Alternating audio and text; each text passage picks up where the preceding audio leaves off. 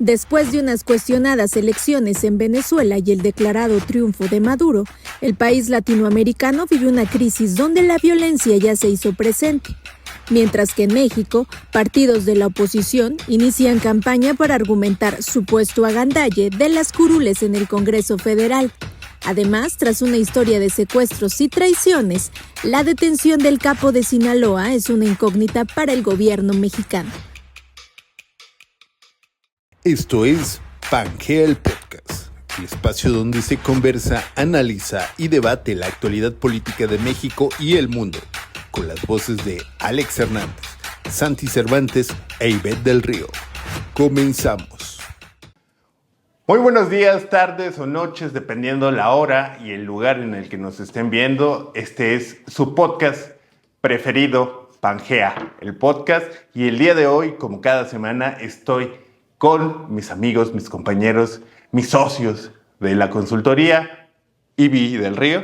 Hola, ¿cómo están? Pues muy contenta de que ya estemos en una emisión más de Pangea el Podcast y estamos listos para platicar sobre los temas.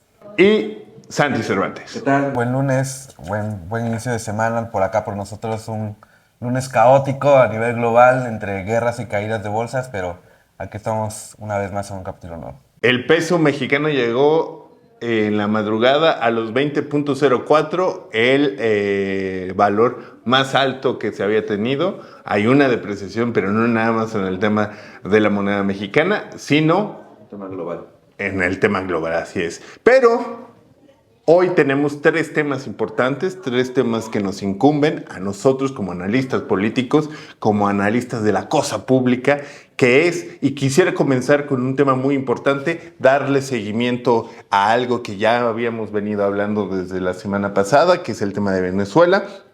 Venezuela, como bien sabemos, tiene un problema ahorita de representación debido a la supuesta victoria de Maduro en las elecciones pasadas. Sin embargo, bajo las inconsistencias presentadas en ese proceso electoral, pues hay todo un montón de voces que dicen que existe una imposición por parte de Nicolás Maduro nuevamente en esta ocasión.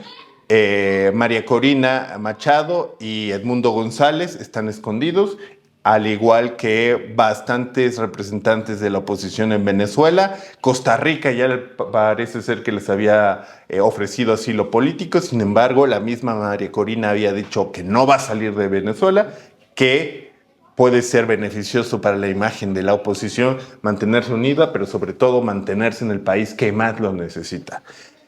Ivy, ¿qué tipo de revolución estamos viendo en este momento en Venezuela y cómo se va a comportar durante el paso de los días? ¿Cómo ves este tema?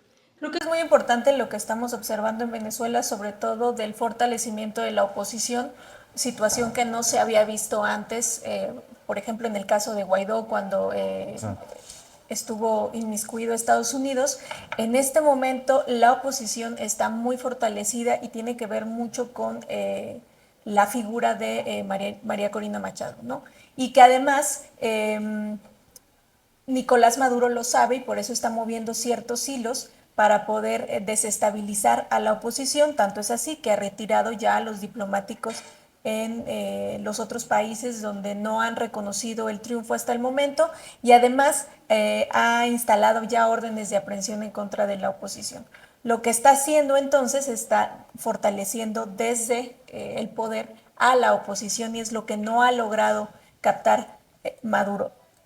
Esperemos que la situación en Venezuela pueda tener un final feliz. Sin embargo, está en un momento de alta violencia. Ya hay personas fallecidas por las manifestaciones, que es algo muy triste y que lo platicábamos aquí en el episodio pasado sobre lo que podía pasar si Nicolás Maduro no reconocía una derrota.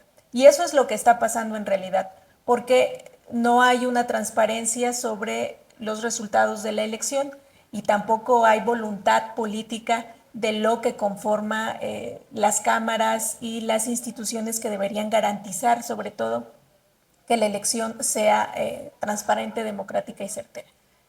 Tiene mucho papel también la comunidad internacional sobre lo que está haciendo la OEA, y que lo que pasa a nivel latinoamericano con estas elecciones donde tenemos líderes como Nicolás Maduro también logra debilitar las instituciones internacionales, que más adelante nos platicarás un poco seguramente, Santi, que tienes más experiencia en el tema internacional, pero que viene a cuenta sobre lo que está haciendo Venezuela y cómo impacta no solamente en lo que pasa en ese país latinoamericano, sino a nivel internacional.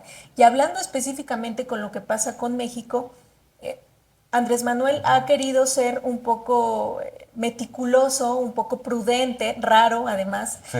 sobre el tema de Venezuela. Yo decía que podría poner en riesgo una relación bilateral con Claudia Sheinbaum, porque estamos viviendo también un proceso electoral nosotros, bueno, resolviendo, ¿no? Postelectoral, y que pues hay que ser prudentes en ese sentido. Sin embargo, me llama mucho la atención que no ha reconocido tajantemente ni el triunfo ni la derrota de Nicolás Maduro. Dice, vamos a esperar. Incluso solicita que sean publicadas las actas. Exacto. Sin embargo, trae un pleito con la OEA, pero sin embargo, lo que hace es confiar en el organismo electoral venezolano, que es lo mismo que estar confiando en Nicolás Maduro, porque no hay una certeza de que la institución sea la adecuada de garantizar que el resultado sea el legítimo, ¿no? Sobre todo cuando ya habíamos dicho en el capítulo anterior del podcast que el Consejo Electoral venezolano justamente está integrado por las 3/5 partes de partidarios de Nicolás Maduro y del chavismo. Representantes populares que además han sido parte del chavismo en años anteriores. Entonces, darle legitimidad a un consejo electoral que está bastante permeado y es poco objetivo durante este proceso, pues es complejo. Después del tiro que le cantó Elon Musk a Maduro, Y que Maduro aceptó. y que Maduro aceptó este combate de este show mediático que se dio a nivel internacional, y dejando a un lado todo esto que también ayudó a Maduro de cierta manera a destensar durante un par de días el asunto en Venezuela, pero que volvió a tener relevancia cuando líderes internacionales volvieron a generar una postura, el caso de Milei, ¿no? Existen bastantes voces alrededor de Maduro a nivel internacional que están unos dándoles apoyo, otros diciendo que respete la decisión del pueblo. ¿Cómo ves el tema del papel de la comunidad internacional en Venezuela?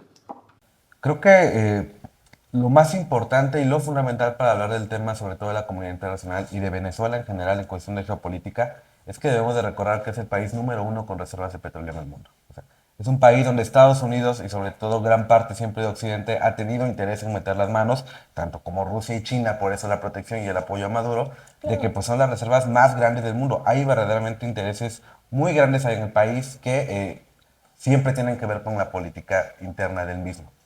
Política interna que a través del chavismo y de Maduro pues sí han protegido esta parte, este sector que es importante para ellos como país, que no ha sido explotado como debería ser posiblemente, pero que sí tienen esta reserva ahí, esta protección a su principal fuente de ingresos. Cosa que posiblemente siempre un poco con la derecha, en este caso con María Corina, mucha gente teme ese riesgo o es parte del discurso también de Maduro de que pues, se van a llevar todos nuestros recursos, ¿no? Sumado a eso hay posicionamientos como la OEA con Luis Almagro, que también es un personaje muy tirado a la derecha, ¿no? Pero que pues obviamente cuestiona los resultados. Hay un posicionamiento por parte de la ONU, que pues la verdad es que siempre está este dicho de que la ONU sirve para dos cosas, ¿no? Para nada y para lo mismo. Es irrelevante lo que haga, su participación siempre se ve además cegada en ciertos puntos. Cuando les conviene dan un posicionamiento a favor, cuando les conviene no ven genocidios como lo que ocurre en Palestina en este caso, ¿no? Sin embargo, sí es importante también esta reacción un tanto violenta y decisiva por parte de Maduro ante los países que no empiezan a confirmar su triunfo, ¿no? Sin embargo, también, por ejemplo, como el caso de Obrador que mencionaba Ivette, pues con México no hubo esta reacción. En realidad fue con países como un poquito más tal vez menos irrelevantes para ellos, para su política interna y su política exterior. Iremos viendo cómo se van dando los resultados, ¿no? A pesar de que el Consejo Nacional Electoral ya lo mencionó como 10 veces oficialmente como como ganador. La verdad es que, bueno, el Consejo Nacional Electoral tiene 30 días para presentar las actas, que es lo que todo el mundo está pidiendo. Y es ahí un punto que quiero tocar, que creo que me parece relevante al respecto de cómo María Corina tenía una estrategia y un plan de contingencia desde antes del día de la elección sobre una plataforma digital para dar de alta las actas electorales, que en realidad es su mayor defensa, ¿no? Porque ellos tienen las pruebas en esta plataforma donde ellos demuestran que ellos ganaron la elección. Si mal no recuerdo, hubo algo muy similar aquí perdón, algo muy similar aquí en el 2012, creo que fue impulsado por Yo Soy 132, cuando AMLO pierde esa elección, o lo que sea que haya ocurrido en esa elección. Existía una plataforma donde tú dabas de alta tu boleta y era la forma en la que AMLO, y a través de este movimiento, demostraba que la elección se había ganado. Lo cual, al final de cuentas, con el tiempo otorgó credibilidad a AMLO. Y aquí en Venezuela es lo que va a ocurrir con María Corina. Si los resultados por parte del Consejo Nacional Electoral, que al parecer así va a ser, van a ser completamente a favor de Maduro, con el tiempo esta elección solamente va a fortalecer más a la derecha, y de aquí a la siguiente elección pues ya posiblemente ocurra un cambio muy fuerte o una elección arrasadora por parte de la derecha en Venezuela. El problema es que nuevamente las instituciones están a cargo del gobierno dictatorial. Esa es la situación más problemática y más importante que se ve. Entonces, no podríamos decir que, a pesar de que todas estas pruebas que menciona Santi podrían funcionar para fortalecer a la oposición, de alguna manera tiene que haber otro tipo de movimientos, otro tipo de acciones para poder tirar el mandato de Nicolás Maduro, y que tendremos que ir viendo qué tanto participa la comunidad internacional para hacerlo posible. Sí, yo quería apuntar algo, que Venezuela es un país en el que adolece la desigualdad y que el chavismo vino a darle respuesta a esa desigualdad histórica en ese país, pero al llegar Nicolás Maduro, hay cifras en las que viven una crisis económica y social, y que son cifras que llegan a la mitad de lo que logró Chávez en su tiempo. Cuando llega María Corina, parece una divinidad.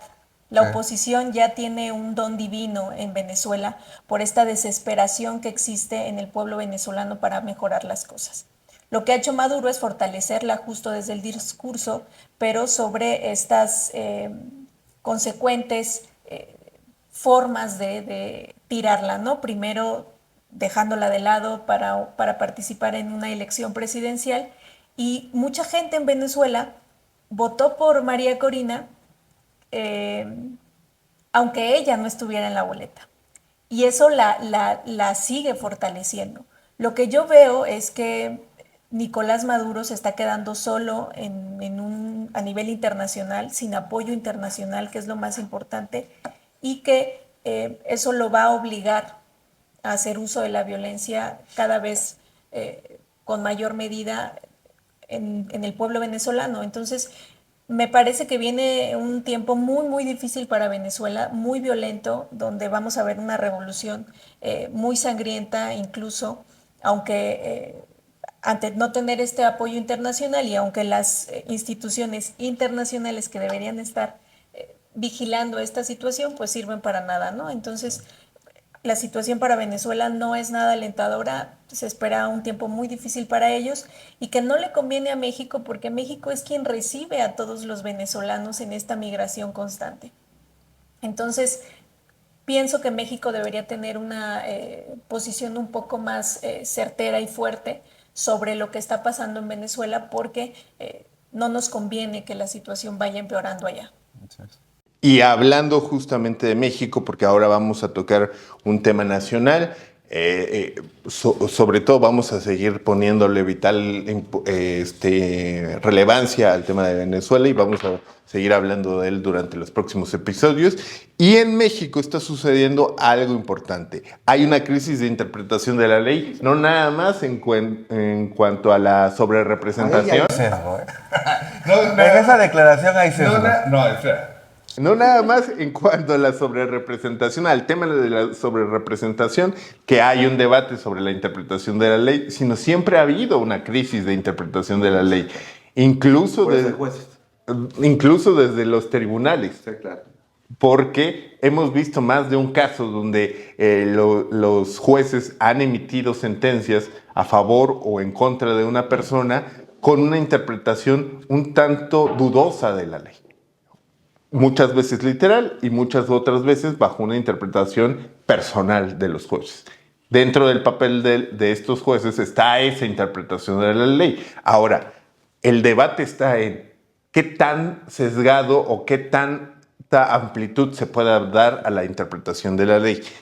Ahora sí, recayendo en el tema de la sobrerepresentación o de la no existencia de la sobrerepresentación que tenemos hoy en día, porque los partidos aliados que están en el poder actualmente, que es el caso de Morena, el caso del aliado PT y el aliado Partido Verde Ecologista, representan 256 diputados de los 500 diputados y el problema no es ello. El problema es que a la hora de la repartición de los plurinominales, pues existe una sobrerepresentación mayor al 8% supuestamente permitido. Esto en caso dado de ser tomados como un solo partido, la coalición que representó a Claudia Sheinbaum en las elecciones.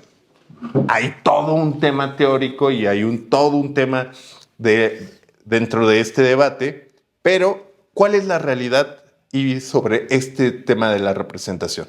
Bueno, yo leía un artículo muy interesante que decía que México es el único país en donde un candidato no recibe ni un solo voto, pero puede llegar a ser diputado del Congreso, ¿no? Y esto es gracias a esta ley de las plurinominales y la representación proporcional y todo este rollo. Creo que hay un riesgo de la sobrerepresentación, es un riesgo que ha existido todo el tiempo y no porque llegue Morena quiere decir que hay mayor riesgo.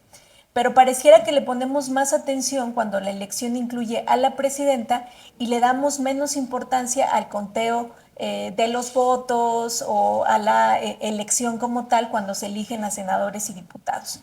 Cuando eso tendría que ser lo más importante porque desde las cámaras es donde se generan los contrapesos y los balances del poder, sobre todo en nuestro país. Y lo que está pasando actualmente es una reliquia del PRI, hablemoslo así, ¿no? Donde ahora la oposición, ahora el PRI siendo la oposición, junto con otros partidos, pues se hacen estas preguntas si la sobrerepresentación es buena o mala, es legítima o no. Aplicable o no. Aplicable o no aplicable. Yo sí quiero dejar algo puntual. Aunque el PRI en este momento esté del lado de la oposición, no deja de ser un riesgo. Esté quien esté en el poder, llámese PRI, PAN o Morena, sigue siendo un riesgo la sobrerepresentación. No porque ahora sea el PRI el que esté poniendo sobre la mesa la discusión y el debate sobre estos números en la Cámara, quiere decir que esté mal hacerlo porque cuando él estuvo en el poder nadie lo hizo. Bueno, tal vez no había oposición en ese momento y estábamos viviendo otro tiempo político en nuestro país, pero este tema de las plurinominales es para darle más poder al pueblo.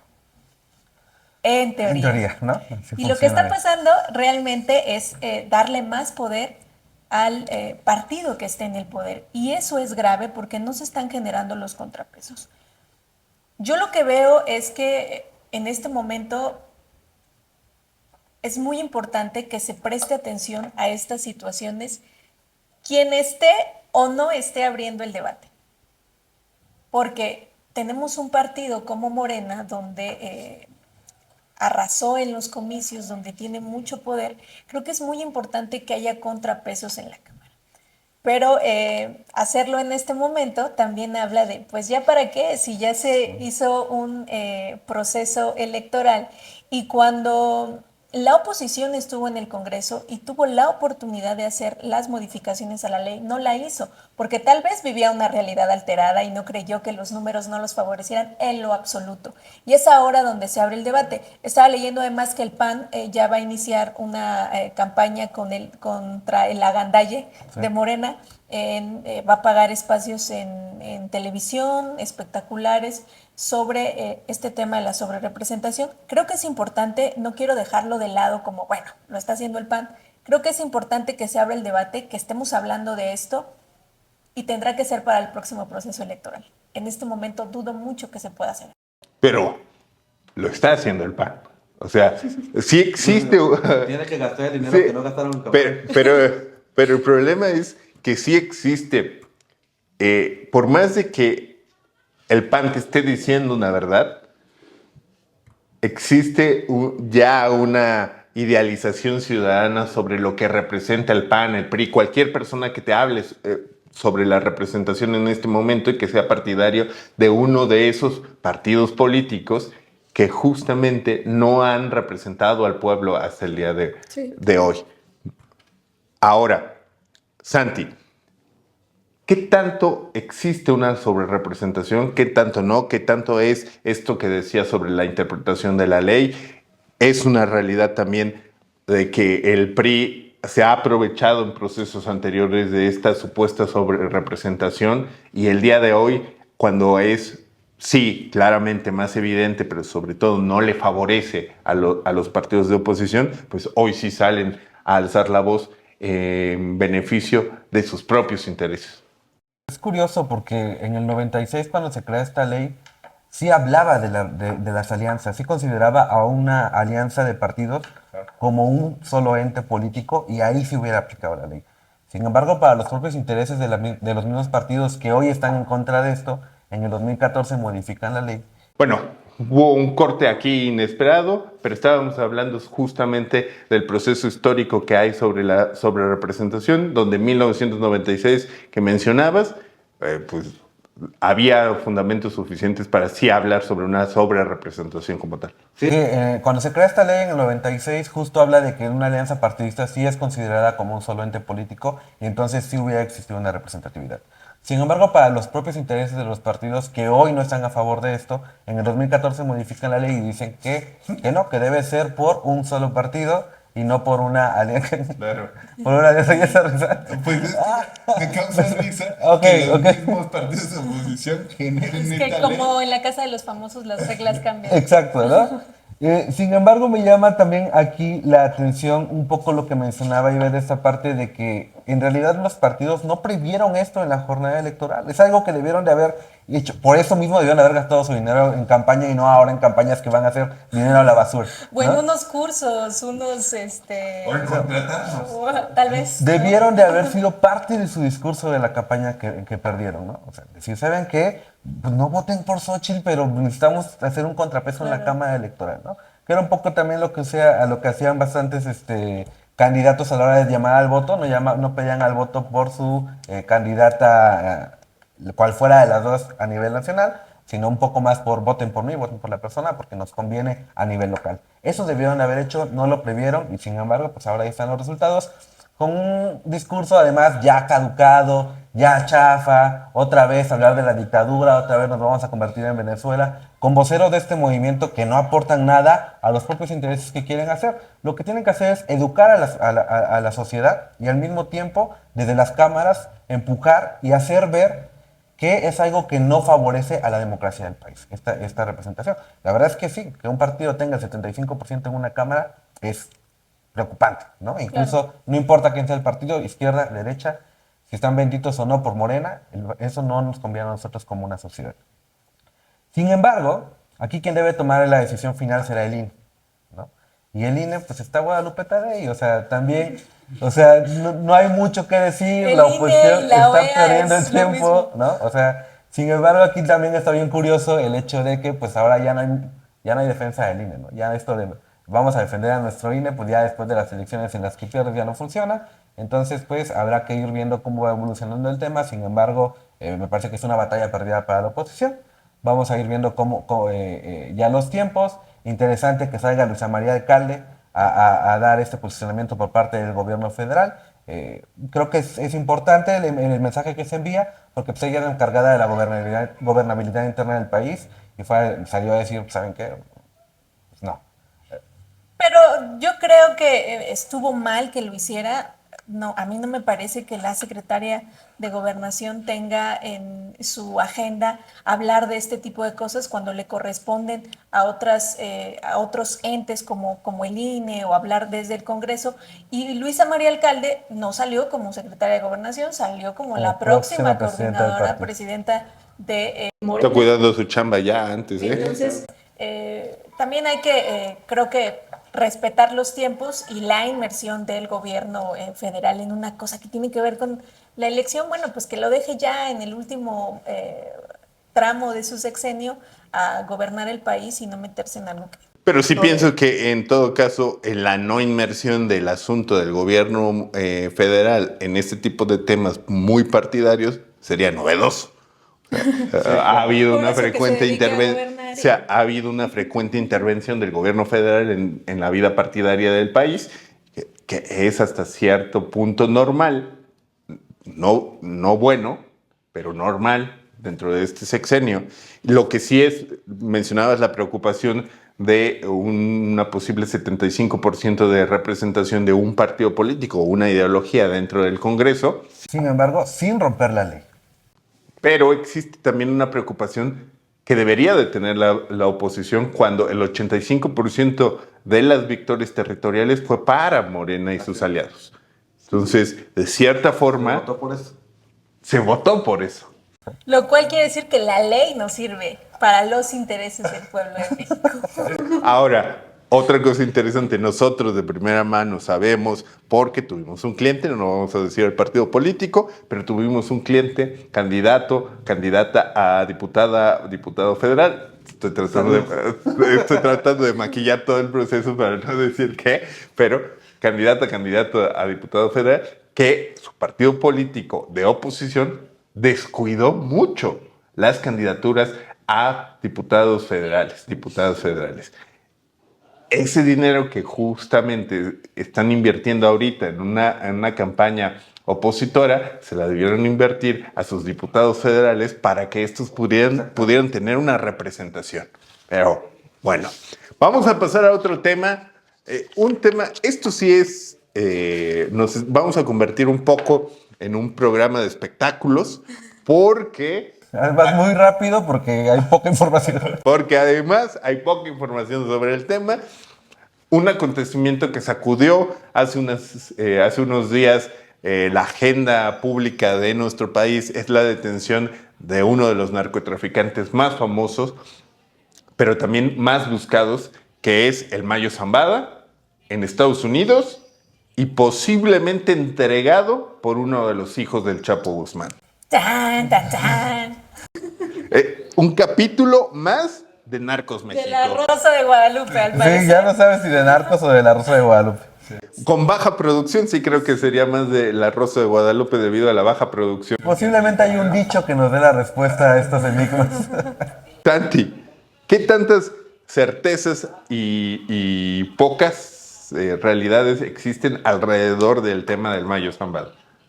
La verdad es que si el presidente de la República y la Secretaría de Seguridad no tienen certezas, este pobre mortal tiene menos, ¿no?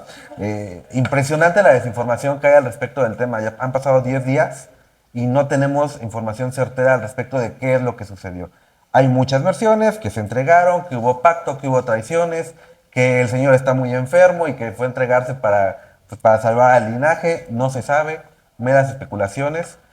Pero que no lo que no lo sepamos nosotros, puedo entenderlo, pero que no lo sepa el gobierno federal, ver a una secretaria de seguridad titubeante en una conferencia de prensa donde no sabe qué decir porque no tiene la información, pues mejor saca un comunicado y ahórrate el evidenciarte ante las cámaras de todo el país. Los riesgos de la mañanera, además. Exactamente, ¿no? Que seguramente además no tuvo opción de sacar un comunicado, ¿no? Una orden directa del presidente a decir...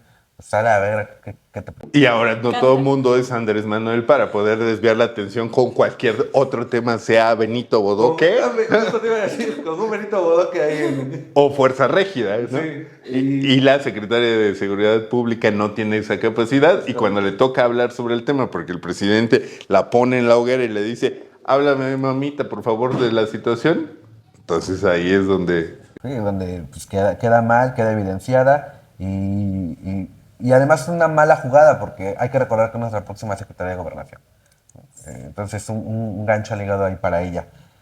Sin embargo, el tema es muy importante. La detención del Mayo Zambada es el capo de México. Nunca había sido detenido. La última vez que se le vio fue en la entrevista que da para Julio Scherer, en esa histórica entrevista para Proceso, una fotografía también histórica. Al señor se le ve bien dentro de lo que cabe, tiene sus problemas de salud, pero físicamente el señor para su edad se ve bien en las fotografías que se tienen al respecto.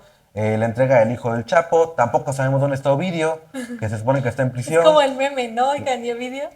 Sí, pero hay un tema, antes de que tome la voz Ivette, que sí me parece muy importante que no podemos dejar de lado. Uno, que estamos en campañas en Estados Unidos, ¿no? Nada es casualidad en política, hay que recordarlo. Y además un tema que se menciona mucho al respecto de quiénes son los capos de Estados Unidos. Porque Estados Unidos siempre viene a agarrar los capos de México, pero en Estados Unidos hay gente que distribuye, hay gente que compra, hay gente que produce y nunca sabemos de estrategias o de campañas a favor o grandes recompensas como los millones de dólares que dan para nuestros compatriotas mexicanos que se dedican a este negocio tan turbio, ¿no? O que México se meta a agarrar a sus capos, ¿no? Que eso sería interesante. Que siempre juegan a ser la víctima dentro de este mercado de dimes y diretes dentro del narcotráfico. Ivy, para cerrar, ¿qué tanto está haciendo el gobierno mexicano? Ya decía Santi que poco, pero ¿cómo lo deja ante la situación de sobre todo hay una crisis de seguridad? Lo que sucede con el Mayo Zambada solamente es un poco de lo que seguramente está sucediendo alrededor de nuestro país en cuanto al narcotráfico. Y que al parecer vamos a tener que esperar en la última temporada de Narcos para saber qué pasó, ¿no? Con estos capos. Dentro de una historia de traición y secuestro que nos plantean los medios nacionales, realmente hay una historia de tiempos electorales y poder binacional. El narco siempre ha jugado un papel súper importante en la historia de poder en México y que es una muestra de que nuestro país vecino entran a nuestro país sin permiso a arreglar asuntos de interés nacional. México queda muy mal parado con el tema del Mayo porque no tiene información. Alicia Bárcena solicitó el avión, información sobre el avión, la matrícula, el lugar de despegue y el nombre del piloto. Nada de eso tiene México de información sobre la detención del capo más importante en nuestro país y que debería de estar enterado. Lo que quiere decir que Estados Unidos se manda solo incluso en temas de interés mexicano. Y creo que nuestro país queda muy mal parado políticamente justo sobre eso, ¿no? Es preocupante que Estados Unidos venga a hacernos ese tipo de favores de detención de personajes como el Mayo Zambada y que ni siquiera estemos enterados. No participó ni la Guardia Nacional, ni la Secretaría de Marina, ni el Ejército en labores o tareas de investigación. ¿Cuántas personas o cuántos organismos estadounidenses deben de estar haciendo estrategias de captura en nuestro país y nuestro país ni enterado? Lo que quiere decir que entonces se le está prestando poca atención a temas como estos. Y creo que además en los 6 años de Andrés Manuel ha sido el tema del narco muy poco tocado. Ha sido más una narrativa sobre quiénes somos los buenos, quiénes somos los malos, sobre la amnistía, sobre la mamá del Chapo y otras cosas. Más allá de una política o acciones de seguridad sobre temas del narcotráfico en México. Y Estados Unidos está utilizando también la historia en tiempos electorales. Kamala fue fiscal en Texas y tuvo mucho que ver también con el tema de esta inversión del narcotráfico, no solo en nuestro país, la distribución hacia Estados Unidos. Entonces habrá que ver si también lo utilizan en la historia para fortalecer a Kamala después o quedará en el pasado porque ya llevamos 10 días y la verdad es que hay muy poca información y se ha hablado poco también en los medios porque de qué van a hablar si no tenemos absolutamente nada. Después de estos acontecimientos de la novela de capos más interesante que tiene nuestro país, damos por concluido esta sesión de Pangea. ¿Algo más que quieres agregar, Santi? No, a estar atentos a las problemáticas globales que hay con las que despertamos esta semana, ¿no? ¿Y? Pues que no se les olvide darnos like, compartir. En Spotify hay una campanita que les pueden dar clic y nosotros estaremos avisándoles cuando tengamos un nuevo episodio. Les agradecemos mucho también que compartan en redes sociales todo el material que estamos generando y nos vemos en el próximo episodio. Denle like, suscríbanse. Muchas gracias por sintonizar este episodio. Hasta la próxima.